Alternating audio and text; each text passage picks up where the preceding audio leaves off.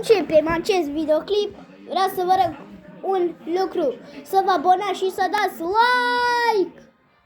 Azi să facem Skibidi Part, povestea Skibidi partea a treia. Să-i dăm drumul! O să vezi tu, Titan cameraman, ce o să-ți fac. Ha, ha, ha, ha, ha, ha, ha.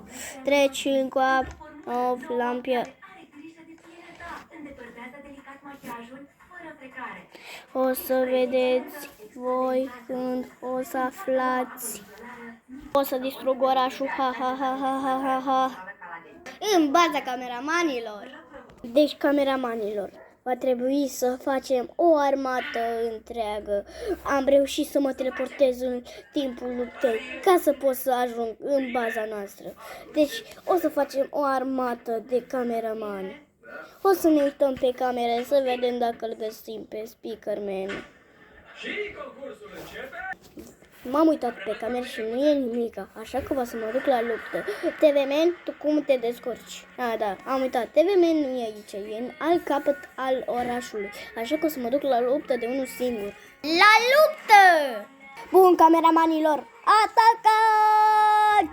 Schibidiurilor, la atac!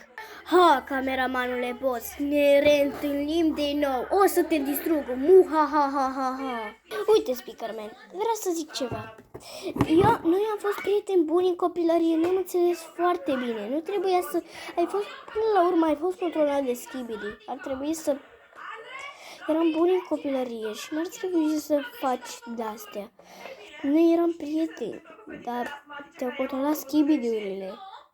Ar trebui să... fii și tu un Speakerman normal, fără infectați. Uite tu puțin în jur, ai făcut o grămadă de dezordine și nu e bine. Ce s-a întâmplat? Am fost controlat. O să mă răzbun pe Skibidi-uri. Atât a fost și acest videoclip de azi. Dacă mai vreți și alte episoade, nu uitați să vă abonați și să dați like.